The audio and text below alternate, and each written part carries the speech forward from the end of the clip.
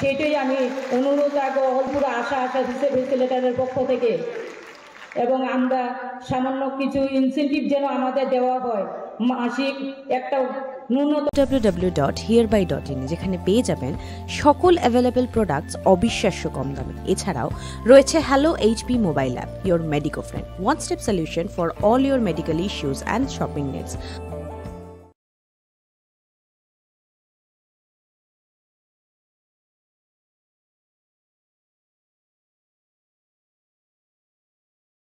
কোনো জায়গা নেই, কার কাছে দুঃখ প্রকাশ করব সেইটাই আমি ভেবে পাচ্ছি না। আমরা সবাই আমরা নিরুপায়। এখন আপনার কাছে আমাদের শুধু একটাই প্রশ্ন যে আপনি কিছু একটা করুন স্যার। আপনার কাছে আমাদের একই প্রশ্ন যে আপনি যদি কিছু একটা করতে পারেন সেটা শুধু আপনিই করতে পারবেন, কারণ শুরু থেকে আপনি আমাদের জন্য করেছেন। শুরু থেকে আপনি ফেসিলেটার দিদি, আশা দিদিদের জন্য কিছু না কিছু একটা করে এসেছেন। আমাদের আশা দিদিদের প্রথমেই 1500 টাকা আপনি দিয়েছেন, 1000 টাকা পূজার বোনাস হিসাবে যেটা আপনি দিয়েছেন সেটাও আপনি দিয়েছেন, 2000 টাকা অ্যাডভান্স সেটাও আপনার গলতেই হয়েছে। তা না হলে আমরা কোনোদিন বঞ্চিতই ছিলাম আমরা সব কিছু থেকে। এখন বাজেট অধিবেশনেও কিছু 1 টাকাও আমাদের জন্য বরাদ্দ হয়নি। সেইটা আমরা কার কাছে গিয়ে বলবো যে আমরা নিম্ন স্তরের মানুষ, সবাই আমরা প্রত্যেকটা বাড়ির সাথে আমাদের সম্পর্ক, সেই বিষয়ে আমরা প্রত্যেকটা বাড়ির সাথে আমাদের কতটুকু সুসম্পর্ক সেইটা একমাত্র আপনি বুঝেন। যে আমরা তাদেরকে যতটুকু বুঝাতে পারবো সেইটা কেউই পারবে না, কিন্তু আমাদের জন্য 1 টাকাও বরাদ্দ হয়নি।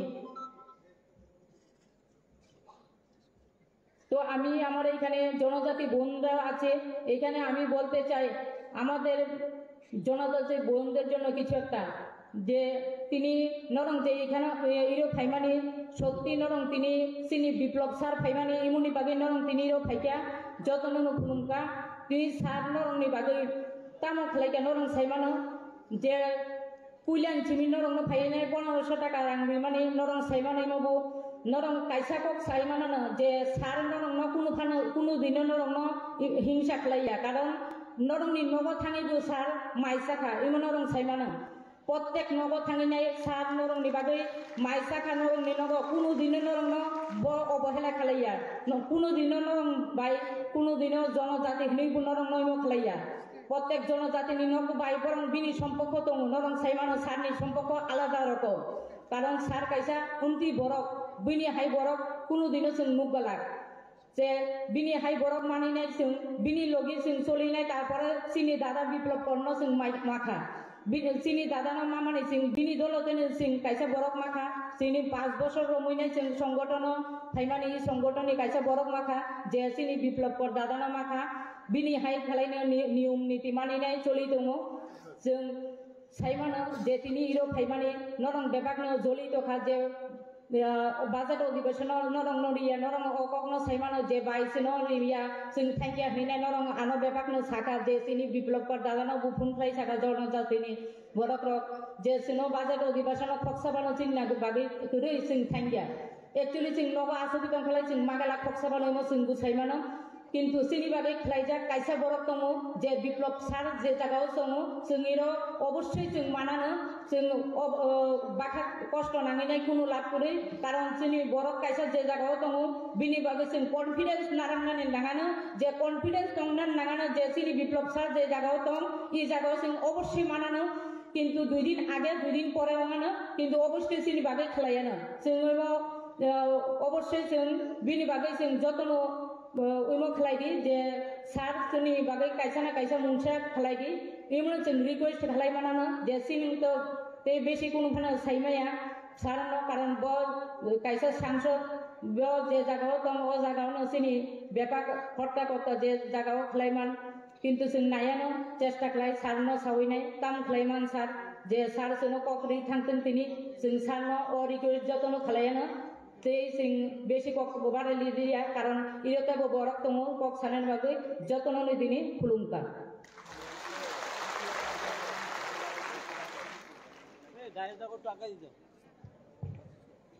অসংখ্য ধন্যবাদ সাধারণ সম্পাদিকা শ্রীমতী সেবিকা চৌধুরী বহুদায়াকে সত্যি বাংলা এবং ককবরকে এখানে যারা মাতৃশক্তিরা আছেন তাদের মনের কাছে তাদের আশা ভরসার কথা পৌঁছে দেওয়ার জন্য উনি নিরলসভাবে বলে গেছেন। একটা করতালি ওনার জন্য হয়ে যায়। এবার বিনম্র অনুরোধ করব, আমাদের মাঝে রয়েছেন কনভেনার শ্রীমতী মঞ্জু শীল মহোদয়া, ওনার মূল্যবান কিছু কথা আমরা শুনব।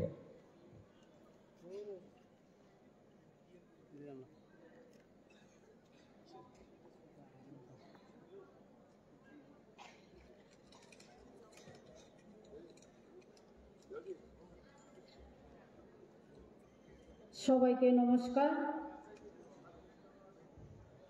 আজ অল ত্রিপুরা অঙ্গনারী কর্মী ও সহায়িকা অ্যাসোসিয়েশন মজবুত মনিটরি সেলের অনুমোদিত যে সভা, যে হল সভা, এই সভা উপস্থিত আপনার আমার সকলের প্রিয় এই রাজ্যে আমরা মা বোনদের সকলের জনপ্রিয় দাদা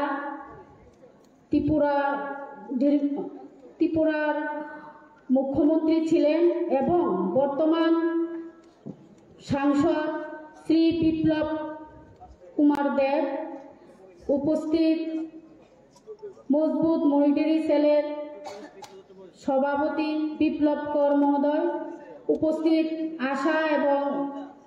আশা ফেসিলেটার সেবিকাদি এবং মঞ্চে উপস্থিত সকলকে আমি আমার ব্যক্তিগত পক্ষ থেকে নমস্কার। এবং আমার সামনে আশা এবং অঙ্গনারী দিদিকে সবাইকে আমি নমস্কার। আজ কিছুক্ষণ আগে আমাদের আশা ফেসিলেটার দিদি আশাদের যে মনের ভাব, যে দুঃখ জ্বালা, উনি একদম সহজ সরল ভাষা উনি মনের ভাব প্রকাশ করছেন। আমি মাননীয় সংসদ বিপ্লব কুমার দেবকে লক্ষ্য করে বলছি, আমি একজন অঙ্গনারী ওয়ার্কার। আমরা অঙ্গনারী ওয়ার্কার দিদিরা 7টা থেকে 11টা অবধি আমরা কিন্তু ডিউটি করি। ওই অনুসারে আমাদের বেতন ভাতা একদম কম। ন্যূনতম আমরা 7টা থেকে 11টা যে ডিউটি করি আমাদের স্যালারি 8,000 টাকা। আমি মাননীয় সংসদের দৃষ্টি আকর্ষণ করে বলছি, আমাদেরকে নিয়মিত কর্মচারী স্বীকৃত করতে হবে এবং আমাদের নিয়মিত স্যালারি 18,000 টাকা যাতে উনি করেন। এবং 60 বছর হলে আমরা যে অঙ্গনারী দিদিরা আমরা যখন রিটায়ারমেন্টে যাই, আমাদেরকে যাতে উনি দৃষ্টি আকর্ষণ করেন যাতে আমরা 60 বছর পরে আমরা কোনো কাজকর্ম করতে পারবো না, তাই উনি যেন আমাদেরকে বেতন ভাতা করে দেয়। কিছুদিন আগে বাজেট অধিবেশনে সরকারি কর্মচারীদের ডিএ প্রদান করা হয়েছে। ওই ক্ষেত্রে আমরা খুব আশা ছিলাম যে আমাদের অঙ্গনারী দিদিদেরও কোনো কিছু একটা দেওয়া হবে। ওই ক্ষেত্রে আমরা বাজেট অধিবেশন থেকে আমরা নিরাশ হয়েছি যে আমাদের কোনো কিছু হয়নি। আমাদের কোনো একটা কিছু হলে তো আমরাও সরকারি কর্মচারীদের মতন চলতে পারতাম এবং সরকারি কর্মচারীরা যেভাবে নিয়মিত ছুটি পায় আমরা সেই ছুটিটুকুও পাই না। আমরা নিয়মিত আমরা গ্রামের যত নিম্নস্থলে যত লোক সব পরিবারদের সাথে আমরা জড়িত, আমরা যেভাবে কাজ করি সে কাজের ভিত্তি করে আমাদের যাতে বেতন ভাতাটুকু বাড়িয়ে দেয়, এই আশাটুকু রেখে আমি আমার সংক্ষিপ্ত আলোচনা এখানে বিরাম দিলাম।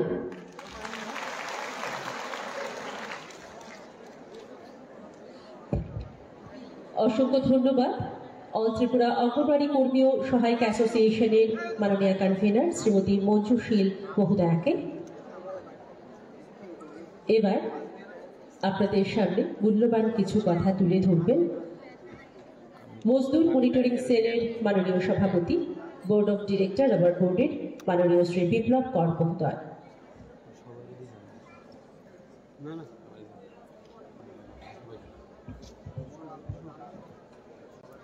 নমস্কার সবাইকে।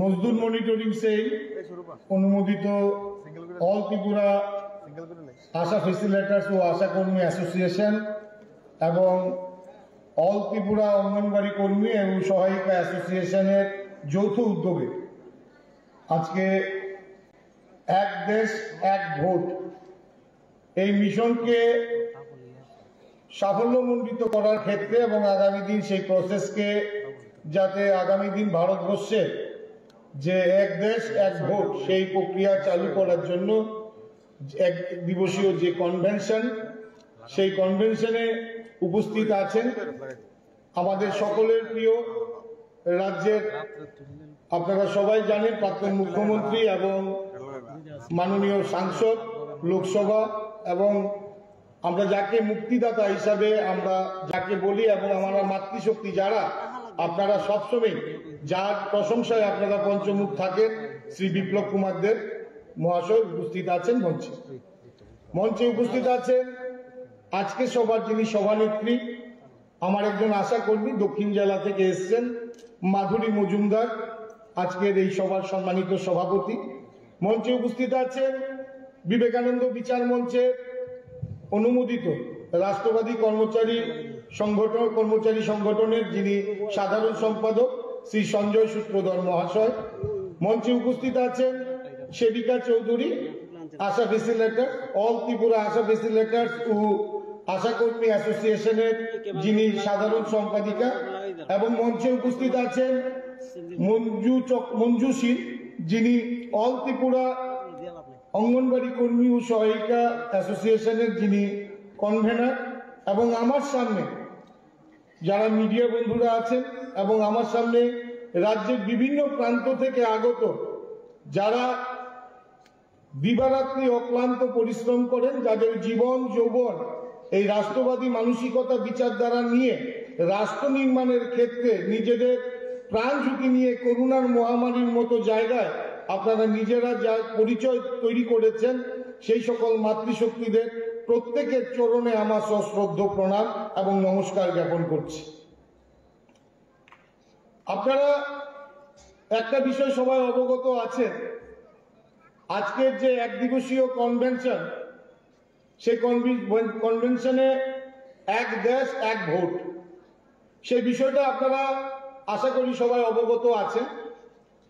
আমরা আজকে থেকে এখান থেকে একটা সূচনা দিতে চাই যে আমাদের ভারতবর্ষে যেভাবে আর্থিক এবং যেভাবে বিভিন্ন ক্ষেত্রে যেভাবে নির্বাচন একের পর এক নির্বাচন হওয়াতে যেভাবে ক্ষতিগ্রস্ত হয় অর্থনৈতিক দিক থেকে শুরু করে সার্বিক বিষয় নিয়ে, সেই ক্ষেত্রে আজকে আমরা এখান থেকে একটি বার্তা আমরা দিতে চাই। সেই বিষয়ে আমাদের সাংসদ, আমাদের প্রাক্তন মুখ্যমন্ত্রী শ্রী বিপ্লব কুমার দেব উনি এই বিষয়ে অবগত আছেন এবং উনি আপনাদের সাথে এই বিষয়ে আলোচনা করবেন এবং আপনাদের বিষয়ে আলোচনা করবেন। আমি একটু সাংগঠনিক যেহেতু আপনাদের রিপ্রেজেন্টেটিভ হিসাবে কাজ করি, আমি মনে করি আপনাদের বিষয়ে আমি একটু কথা বলা আমার অত্যন্ত প্রয়োজন, সেই হিসেব করে আমি আপনাদের কথাগুলো সামান্য কিছু কথাগুলো তুলে করার চেষ্টা করছি। প্রথমত হচ্ছে এই রাজ্যে 2007 সালে আশাটা নিয়োগ হয়েছে এবং নিয়োগ হওয়ার পর আপনারা প্রথম 4 বছর 5 বছর আশাটা কোনো 1 টাকা আপনারা কোনো টাকা পাননি। প্রথম 4 বছর 5 বছর আপনারা ফ্রিতেই কাজ করেছেন।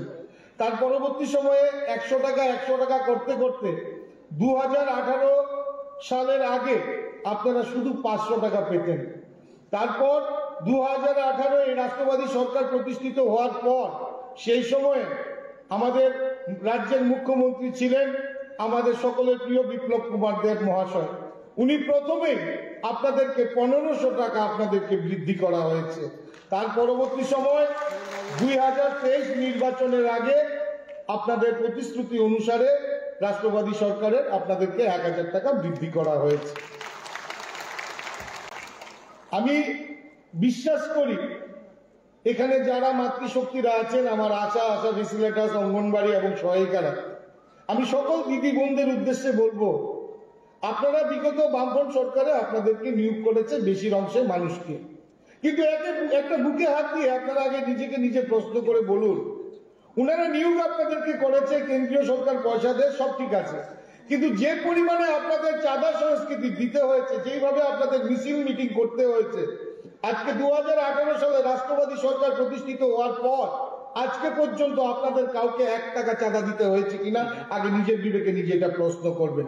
দ্বিতীয় প্রশ্ন করবেন যে আপনাদের আজকে মিছিল মিটিং প্রোগ্রামে আপনাদের কয়টায় যেতে হয়, আর বিগত বামফ্রন্ট সরকারের আপনাদের কতদিন আপনাদের যেতে হতো, সেটা আগে নিজেদেরকে নিজেরা প্রশ্ন করবেন। প্রথম হচ্ছে বিষয় 1। দ্বিতীয় বিষয়, করোনা মহামারীর সময় আমরা লক্ষ্য করেছি, আমরা আমাদের রাজ্যের কথা বলছি, আমাদের রাজ্যে আমরা দেখেছি আশা ফেসিলিটার্স এবং অঙ্গনবাড়ি দিদিমণি এবং সহায়িকা, তার মধ্যে সব থেকে বেশি আমি অবদান বলবো আমার আশা ফেসিলিটার্স দিদিদের। তার কারণ আপনারা নিজেরা প্রাণ ঝুঁকি নিয়ে, নিজেরা সামান্য কেউ পেট করেননি, আপনারা যেভাবে মানব সেবা নিজেদেরকে নিয়োজিত করেছেন নিজেদের প্রাণ ঝুঁকি নিয়ে, তার জন্য প্রথমে আমি আপনাদের সবাইকে আমি আমার সেলুট জানাই, নমস্কার জানাই, জ্ঞাপন জানাই। কারণ আপনারা এই রাজ্যে প্রমাণিত করেছেন করোনা মহামারীর সময়, এবং সেই করোনাকে আপনারা বৃদ্ধি হতে দেননি, তার সব থেকে বড় অবদান হচ্ছে আপনারা, সেটা আমি বিশ্বাস করি। পাশাপাশি এখানে অঙ্গনবাড়ি দিদিমণি সহায়িকারাও আছেন। এই রাজ্যের অঙ্গনবাড়ি এবং সহায়িকা দিদিমণিরা তাদের দীর্ঘদিনে তাদের দাবি, যেখানে সুপ্রিম কোর্ট নির্দেশ দিয়েছে, যেখানে হাইকোর্ট নির্দেশ দিয়েছে যে তাদের গ্র্যাজুইটির টাকা তাদেরকে দিয়ে দেওয়ার জন্য, পার্শ্ববর্তী রাজ্য আসাম সরকার, সেখানে আমাদের রাষ্ট্রবাদী সরকার, সেখানে তাদের সেই গ্র্যাজুইটির টাকা তাদেরকে দিয়ে দেওয়া হয়েছে।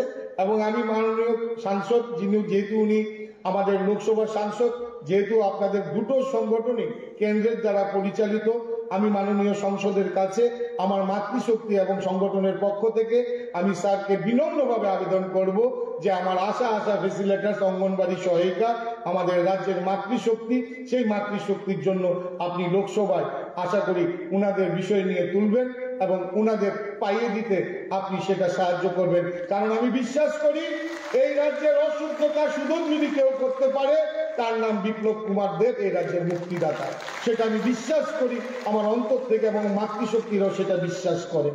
পাশাপাশি আমি আমার বক্তব্য দীর্ঘায়িত করব না, শুধু একটা কথাই বলবো, এই রাষ্ট্রবাদী সরকারের প্রতি আপনারা আস্থা রাখুন, বিশ্বাস রাখুন। আমার দৃঢ় বিশ্বাস, আপনারা নিজেরা বলুন বিগত বামপন্থী সরকারের আমলে আপনাদের কিভাবে ব্যবহার করা হতো, আপনারা নিজেরাই বিভিন্ন জায়গায় মিটিং এ আপনারা বক্তব্য রেখেছেন। এবং এই রাষ্ট্রবাদী সরকারের আমি এটুকুনি বলতে পারি যে মাতৃশক্তির প্রতি আমাদের শ্রদ্ধা, ভক্তি এবং সম্মান সর্বদা ছিল, আছে এবং আগামী দিন থাকবে। আজকে 5 বছর হয়েছে আপনারা আমাদের সাথে মজদুর মনিটরিং সেলের সাথে কাজ করেন, যেটা সেবিকাদি বলার প্রকাশ করেছে। আজকে স্যারের সামনে আপনাদেরকে সেই কথা বলছি, আপনারা উত্তর দেবেন। আজকে 5 বছরে আপনারা মাতৃশক্তি 1 টাকা আপনাদের কাছ থেকে মজদুর মনিটরিং সেল চাঁদা নিয়েছে? জোরে বলুন, তাহলে স্যার শুনতে পাচ্ছে না। 1 টাকা কোনো মাতৃশক্তির থেকে চাঁদা নিয়েছে কিনা? আপনাদের কি বলেছি যে আপনাদের যখন প্রোগ্রাম থাকবে আগরতলায়, আপনাদের কাছে শুধু আসা যাওয়া খরচাটা আপনাদের করতে হবে, প্রোগ্রাম থেকে শুরু করে যাবতীয় যা খরচা আছে সেটা আপনার ভাই, সেটা যেভাবে হোক সেটা আমি ব্যবস্থাপনা করব। আমি চাই, আমি গর্বিত সব থেকে বড় বিষয় যে এই রাজ্যে প্রায় 32 থেকে 33 হাজার মাতৃশক্তি তাদের সেবা করার সুযোগ পেয়েছি, এবং সেই জায়গাটা আমার তৈরি করে দিয়েছে আমাদের প্রাক্তন মুখ্যমন্ত্রী এবং সাংসদ বিপ্লব কুমার দেব মহাশয়। তাই স্যারকে আমার এই দায়িত্ব দেওয়ার জন্য আমি স্যারকে বিনম্রভাবে ধন্যবাদ জানাই, অন্তর থেকে ধন্যবাদ জানাবো, এবং একটা হাততালি দিয়ে আপনাদের সেই জিনিসটা আগামী দিন যেন সেই কাজটা আমি করে যেতে পারি সেই আশা আপনারা আশীর্বাদ করবেন। এখানে আরো কতগুলো ছোট ছোট বিষয় আছে, সেই বিষয়গুলো আমি আপনাদের একটু অবগত করি। আমার অঙ্গনবাড়ি দিদিমণি এবং সহায়িকারা, আপনারা সব থেকে বড় সমস্যা হচ্ছে আপনারা একটা প্ল্যাটফর্মে নেই, আপনারা বিভিন্নভাবে বিভক্ত আছেন। মনে রাখবেন, বাচ্চা না কাঁদলে মা দুধ দেয় না, তেমনি আমার অঙ্গনবাড়ি কর্মীরা এবং সহায়িকারা যতদিন এই আশা ফেসিলিটার্স দিদিদের মতো যদি ঐক্যবদ্ধ একসাথে যতদিন না হতে পারবেন, আপনাদের কোনোদিন সমস্যার সমাধান হবে না। সেটা আমি, কারণ সংগঠন পরিচালনা করতে করতে দীর্ঘদিন নিচে থেকে কাজ করতে করতে অনেকটা ছোট ছোট অভিজ্ঞতা আমি সঞ্চয় হয়েছে, এবং প্রত্যেকদিন শেখার চেষ্টা করি। তারপরে বলবো অঙ্গনবাড়ি দিদিমণিদের যে আপনারা ঐক্যবদ্ধ হন, আপনাদের সমস্যা এই রাষ্ট্রবাদী সরকারি সমস্যার সমাধান করবে। কিন্তু প্রথমেই বলবো, আপনাদের রাষ্ট্রবাদী বিচারধারায় আপনাদের আসতে হবে, মানসিকতায় আসতে হবে। যখন আমাকে দায়িত্ব দেওয়া হয় তখন দুটো বিন্দুর উপরে দায়িত্ব দেওয়া হয়েছে। একটি দায়িত্ব ছিল কাউর থেকে কোনো 1 টাকা চাঁদা নিতে পারবে না, আর দ্বিতীয় বিন্দুটি দিয়েছিল যে সমাজের যে শেষ অন্তিম ব্যক্তি তাকে রাষ্ট্রবাদী সরকারের বিভিন্ন সুযোগ সুবিধা পাইয়ে দিয়ে তাকে হাসি মুখে রাষ্ট্রবাদী বিচারধারা নিয়ে আসতে। এবং আমি দায়িত্ব নিয়ে বলতে পারি, যেদিন থেকে দায়িত্ব পেয়েছি মজদুর মনিটরিং সেলের, সেদিন থেকে আজ পর্যন্ত সেই কাজটা আমরা করে আসছি। এবং আজকে এই রাজ্যে আমরা মজদুর মনিটরিং সেলের মাধ্যমে প্রায় 1.5 লক্ষ লোকের উপরে অসংগঠিত শ্রমিকদের নিয়ে আমরা কাজ করছি। যেখানে বিবেকানন্দ বিচার মঞ্চ এবং তার রাষ্ট্রবাদী কর্মচারী সংঘ সেখানে আমাকে সহযোগিতা করে, সহায়তা করে, এবং সকলে মিলে আমরা চাই এই রাজ্যটা আমাদের, এই সমাজটা আমাদের, এই সমাজ থেকে নেশামুক্ত করতে হবে এবং যাদের মাথার মধ্যে কিছু ভুল ধারণা আছে সেই ভুল ধারণাগুলো পরিষ্কার করতে হবে।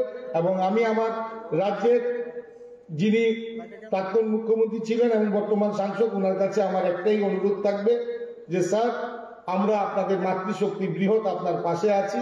আমরা বিশ্বাস করি যে কর্ম মানুষকে এগিয়ে নিয়ে যায়।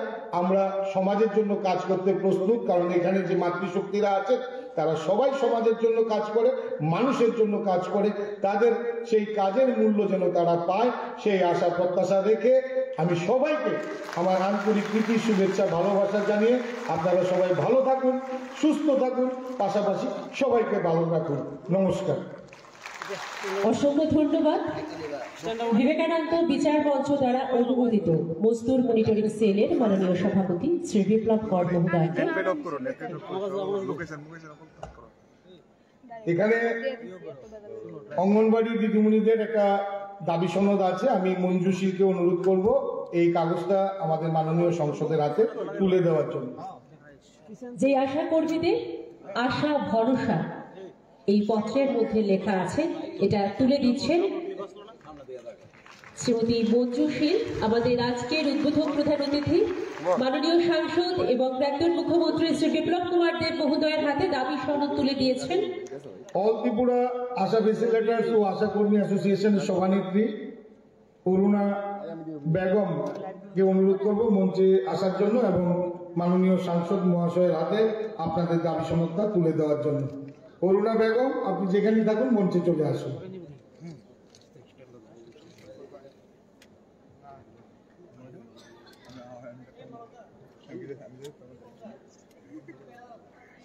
অল ত্রিপুরা আশা ফেসিলিটার্স ও আশা কর্মী অ্যাসোসিয়েশন, সাথে আছেন অল ত্রিপুরা অঙ্গনওয়াড়ি কর্মী ও সহায়ক অ্যাসোসিয়েশন। দুইটা অ্যাসোসিয়েশনের পক্ষ থেকে দাবি সনদ তুলে দেওয়া হচ্ছে আমাদের মাননীয় সাংসদ এবং প্রাক্তন মুখ্যমন্ত্রী শ্রী বিপ্লব কুমার দেব মহোদয়ের হাতে। সকলের আশা ভরসা যার মধ্য দিয়ে তিনি প্রকাশ করছেন, এই পত্রটা তুলে দিচ্ছেন আমাদের উদ্বোধক প্রধান অতিথি মাননীয় সাংসদ শ্রী বিপ্লব কুমার দেব মহোদয়ের হাতে।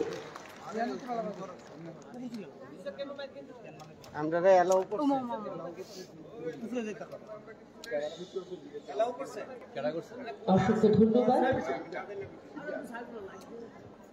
এবার যার কথা শোনার জন্য আপনারা সকলে অপেক্ষায় আছেন, আপনাদের সকলের মুক্তির দাতা এবং আপনাদের আশা ভরসার কেন্দ্রস্থল ছিল লোকসভার মাননীয় সাংসদ এবং প্রাক্তন মুখ্যমন্ত্রী শ্রী বিপ্লব কুমার দেব মহোদয়কে আমি আন্তরিক বিনম্রভাবে অনুরোধ করছি, আপনি মূল্যবান কথা এবং শব্দে আমাদের সকল মাতৃশক্তিদের আশা ভরসার জায়গাটা পূরণ করে দেবেন।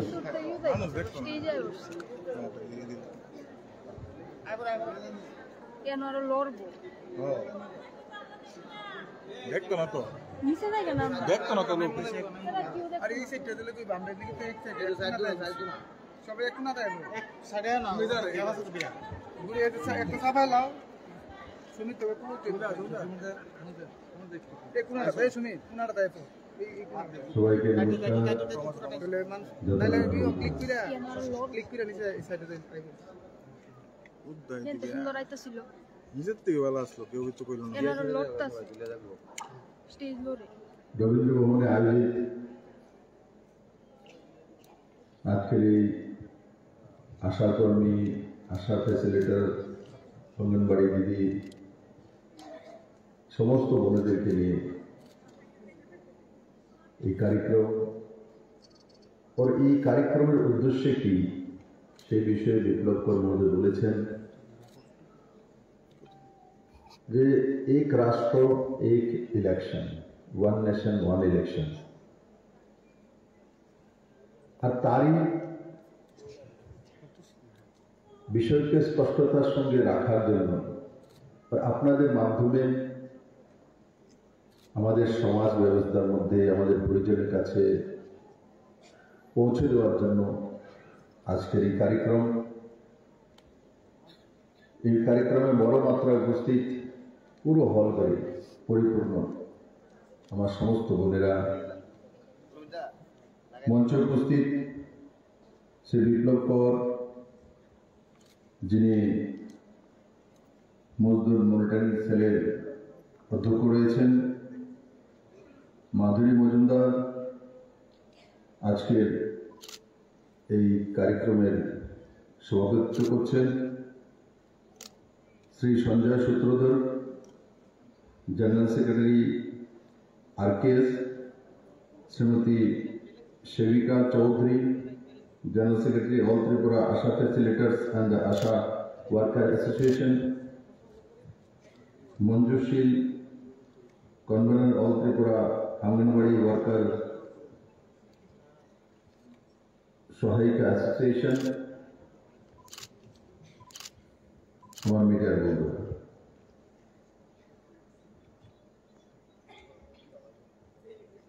বন্ধুরা, এখানে বড় মাত্রায় বোনেরা রয়েছে আর যারা সমাজের অন্তিম জায়গায় থেকে অন্তিম ব্যক্তিদের জন্য কাজ করে, আর বিশেষ করে মহিলাদের জন্য, সে মধ্যবিত্ত হোক উচ্চবিত্ত হোক আর অন্তোদয় পরিবারের হোক, যখন মহিলা যখন গর্ভবতী হয় তখন আমার আশা বোনেরা বা আশা ফ্যাসিলিটেটররা ওই দিকে তাকায় না যে সে কোন পরিবারের, কে সে, তার হাজবেন্ড, কে সেই পরিবার। এক মহিলা গর্ভবতী হয়েছে, সেই মহিলার সঙ্গে থাকা, পাশে দাঁড়ানো, তাকে সাহায্য করা, নতুন প্রজন্ম যে ভারতবর্ষকে তৈরি করবে তার শুভ আগমনের অপেক্ষায় থাকে। আর 9 মাস পরে এক নতুন শিশুর জন্ম হয়, আর সেই শিশুদের মধ্যে থেকে কেউ ইঞ্জিনিয়ার হয়, কেউ ডাক্তার হয়, কেউ শ্রমিক হয়, কেউ রিক্সা চালক হয়, কেউ পাইলট হয়, কেউ রাষ্ট্রনেতা হয়, কেউ আশাকর্মী হয়, কেউ আশা ফ্যাসিলিটেটর হয়, আর কেউ চন্দ্রযানে যায়। যখন কোনো শিশুর জন্ম হয় তখন কিন্তু সবাই একই ক্যাটাগরিতে থাকে। জন্মের পর থেকে যতক্ষণ পর্যন্ত মায়ের গর্ভে থাকে সমস্ত শিশুদের ক্রাইটেরিয়া একই থাকে। জন্ম হওয়ার পর তার ক্রাইটেরিয়া চেঞ্জ হতে থাকে। কেউ ইংলিশ মিডিয়াম স্কুলে পড়ে, কেউ বাংলা মিডিয়াম স্কুলে পড়ে, কেউ সিবিএসসি স্কুলের মধ্যে অ্যাডমিশন নেয়, কেউ স্টেট বোর্ডের ইলেকশন যে সিলেবাস রয়েছে তার মধ্যে অ্যাডমিশন নেয়। আর এখানে অঙ্গনবাড়ি দিদিরাও আছে, ছোট্ট অবস্থায় প্লে স্কুল যাদের কাছে একটু পয়সা গুলি আছে, ইংলিশে খেলার স্কুল মানে ইংলিশে প্লে স্কুল বলবে, বাংলাতে খেলার স্কুল বলবে। তো 3 বছর থেকে 2.5 বছর থেকে শিশুদেরকে প্লে স্কুলে পাঠিয়ে দেয়। যারা আর্থিকভাবে কমজোর আছে এরা অঙ্গনবাড়ি দিদির কাছে ছেলে মেয়েকে পাঠায়। কিন্তু মনে রাখবে অঙ্গনবাড়ি দিদিরা এই পর্যন্ত ভারতবর্ষের ইতিহাস যতটা আছে আমি যতটা জানি,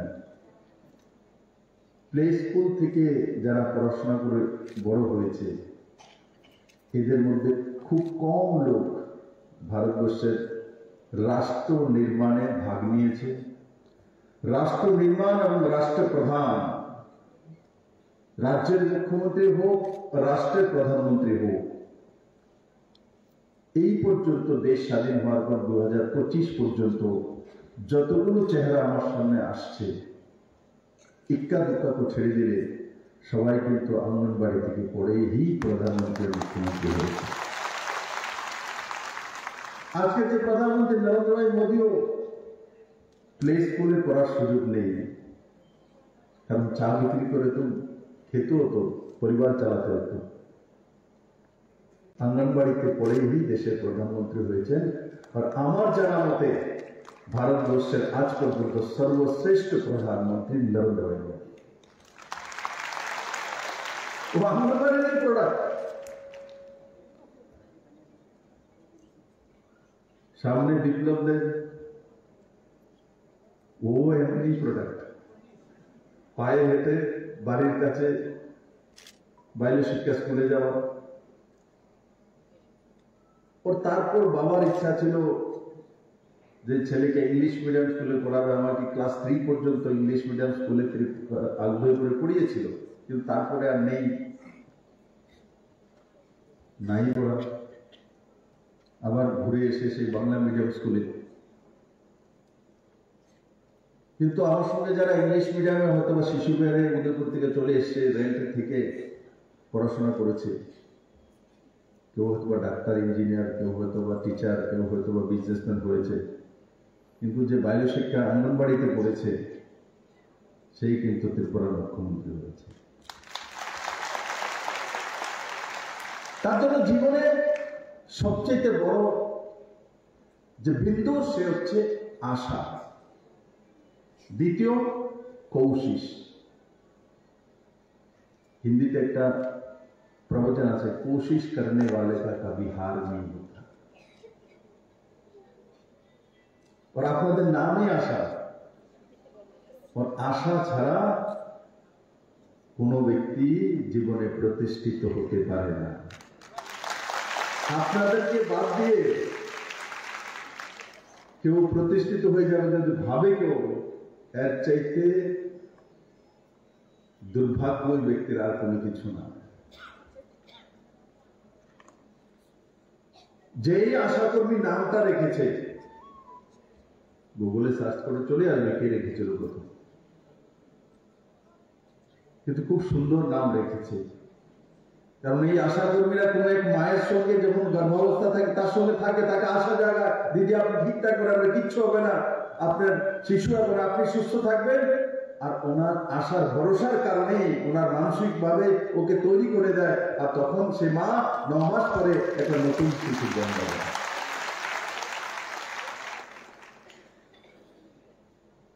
কাজ আপনারা কিন্তু ছোট করেন না। রোজগার কম বেশি, এরা যে লম্বে সময় কমিউনিস্টের শাসন ছিল, সর্বহারা, সর্বহরণ, শোষক, শোষিত, এই ধরনের ক্লাসিফিকেশন করা হতো। ক্লাসিফিকেশন করে একে অপরের সঙ্গে ভেদাভেদ, পার্থক্য তৈরি করে দেওয়া হতো। আমি যেই পার্টি, যে আদর্শে বিশ্বাস করি, আমি ভেদাভেদে বিশ্বাস করি না, আমি রাষ্ট্রবাদে বিশ্বাস করি। যেই মাটিতে যে জন্মগ্রহণ করেছে তার আমার মতোই সম অধিকার রয়েছে।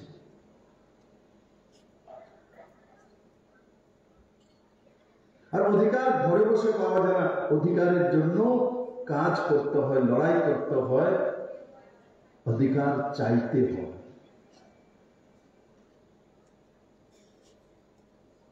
আর একদিন না একদিন আপনার যে দায়িত্ব, যা কর্তব্য, যেটা আপনি করছেন, যদি নিষ্ঠার সঙ্গে করুন, আপনার কাছে সাকসেস আপনি আর আসবে।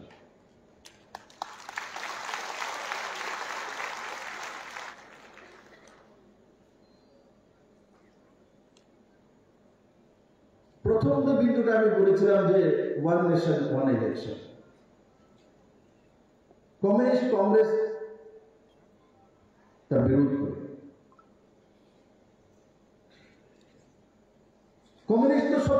পরিচয় বিরোধ করে। কমিউনিস্ট তো চায় ডেইলি ইলেকশন হোক, মানুষকে ইলেকশনের মধ্যে একে অপরের সঙ্গে লাগিয়ে ওই জায়গাতে বিজি করে রাখা, রাস্তাঘাট করার জন্য যাতে সময় না হয়, বাড়িতে জল নেওয়ার যাতে কোনো প্রকল্প তৈরি না হয়, বাড়ি ঘর তৈরি করার দরকার নেই, যতদিন রাস্তাতে থাকবে বৃষ্টিতে থাকবে ততদিন আন্দোলন করবে। যদি বাড়িতে ছাদ হয়ে যায়, বৃষ্টি পড়বে না তো চিৎকার করবে না, তো চিৎকার করার জন্য বাড়িতে যাতে ছাদ না থাকে, তবেই তো বৃষ্টি পড়লে চিৎকার করবে, চিৎকার করবে তো ওনাদের দোকান চলবে, ওনাদের দোকান চলবে তো সত্তাতে বসে থাকবে, সত্তাতে বসে থাকবে তো লাল চক্ষু দেখিয়ে আপনাদের আশা কর্মী এই কি কালার বলে শাড়িটা, হ্যাঁ পুরো সবুজ তো না, হ্যাঁ এটার কালারটা কি কথা দিন, সবুজ আর সবুজ কি এমন নেই হয়, একটু কেমন জানি এটা কালার, এটা কেমন আমি বলতে পারি এটা কালারটা কি, হ্যাঁ একটু দেখো তো এই কালারটা কি বলে,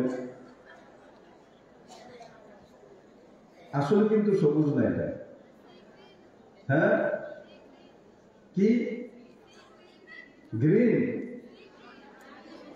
হ্যাঁ ডিপ গ্রিন, হ্যাঁ সি গ্রিন, তো কালার ঠিক আছে, সি গ্রিন এটা কি কালার, দেখো এমন কিন্তু তো বেড়ে গেছে।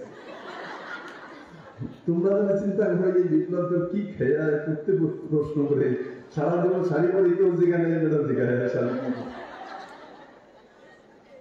আমার স্বভাব, আমি জীবনে যাই ধারণ করি, আমার মধ্যে যা আছে তার পূর্ণ পরিচয় আমার কাছে থাকা দরকার।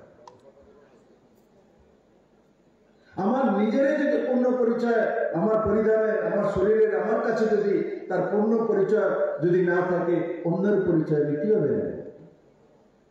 এই কমিউনিটির স্বভাব, নিজের পরিচয় জানা না, অন্যের বাবার নামে জিজ্ঞাসা করে।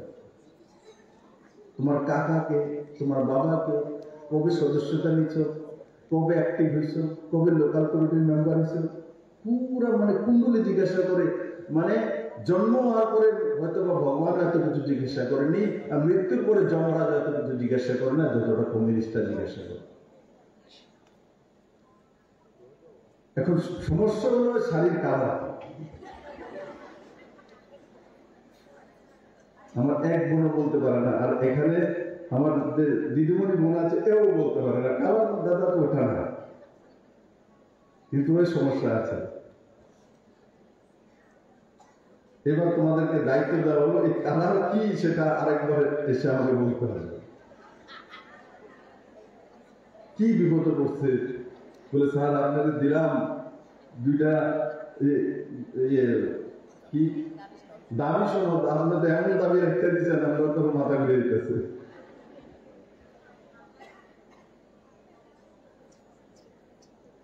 যাই হোক কালার, যাই হোক কালারটা কিন্তু ঠিকই সুন্দরই লাগে।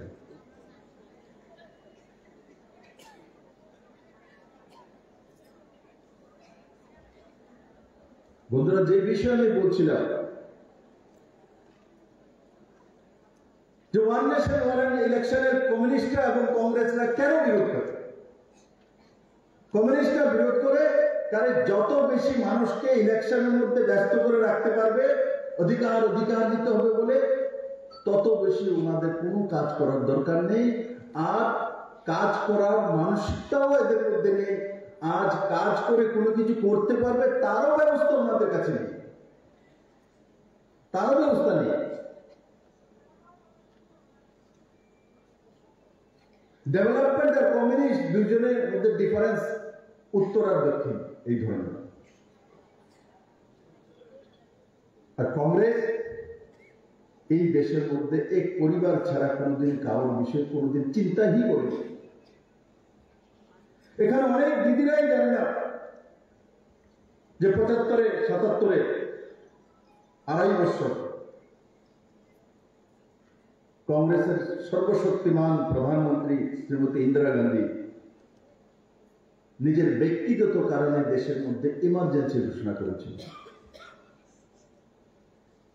ওনার ছেলের জন্য, ওনার জন্য, ওনার পরিবারের জন্য। ইমার্জেন্সি ঘোষণা হয়, ইমার্জেন্সি ঘোষণা তখন হয় যখন এই দেশের সঙ্গে অন্য দেশের যুদ্ধ হয়, দেশের মধ্যে খরা হয়, দেশের মধ্যে খাদ্যের ক্রাইসিস হয়, দেশের মধ্যে ভয়ানক ফ্লাড হয়, দেশের মধ্যে প্রাকৃতিক দুর্যোগ হয়, তখন দেশের মধ্যে ইমার্জেন্সি ঘোষণা করা হয়। কিন্তু 75 আর 77-এর নিচে যেটা ছিল সেটা কংগ্রেসের এক পরিবারকে এস্টাবলিশ করার জন্য দেশের মানুষের মধ্যে ইমার্জেন্সি ঘোষণা করে ওই সময়ের সমস্ত পত্রপত্রিকা হোক আর রাজনৈতিক দল হোক, যারা কংগ্রেস করেনি, যারা কংগ্রেসের বিরোধ করে, সবাইকে 2-2.5 বছর যাবৎ জেলে পুরে দেওয়া হচ্ছিল। ভারতবর্ষের প্রত্যেকটা জেলখানা পরিপূর্ণ হওয়ার পর টেম্পোরারি বড় মাত্রা জেল নির্মাণ করতে হয়েছিল এই ভারতবর্ষের মানুষের জন্য।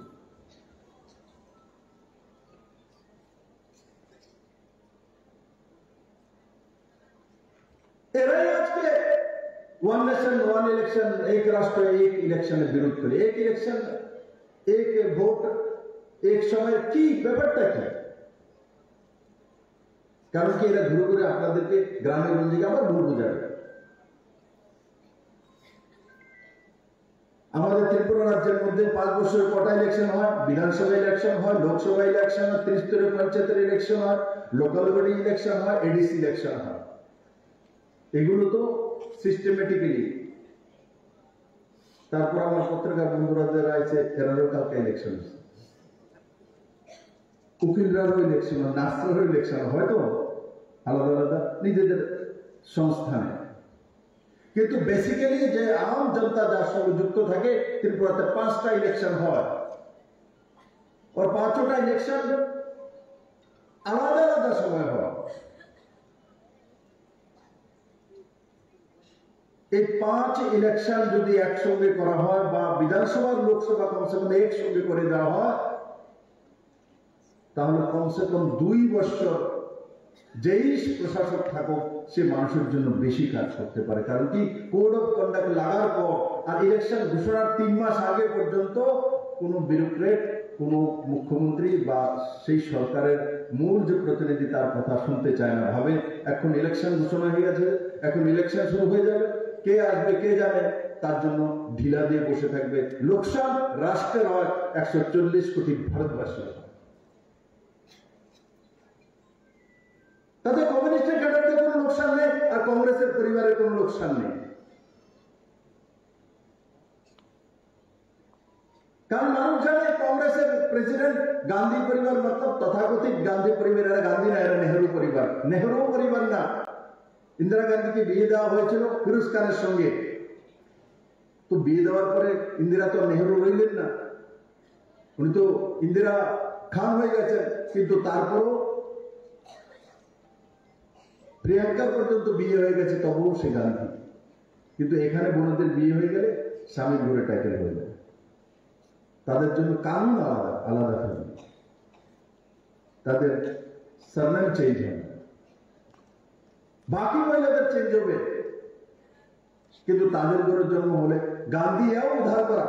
মহাত্মা গান্ধী গোদ নিয়েছেন, গোদ নিয়ে গান্ধী ফিরোজ খানকে ফিরোজ গান্ধী নাম দিয়েছেন এফিডেভিট করে।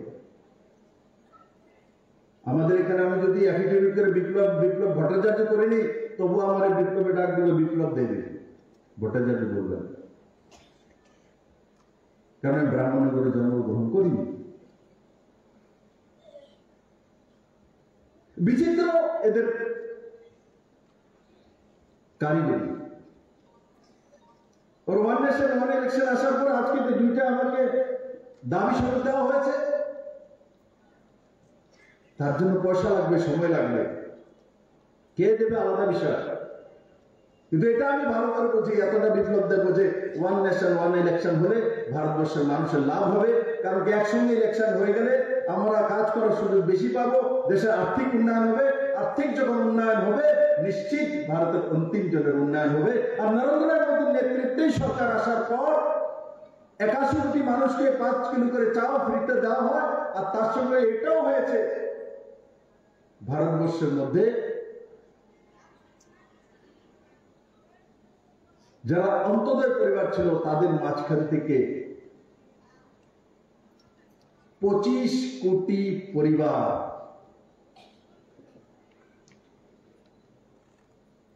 নাই 13,000 পরিবার, প্রায় 25 কোটি লোক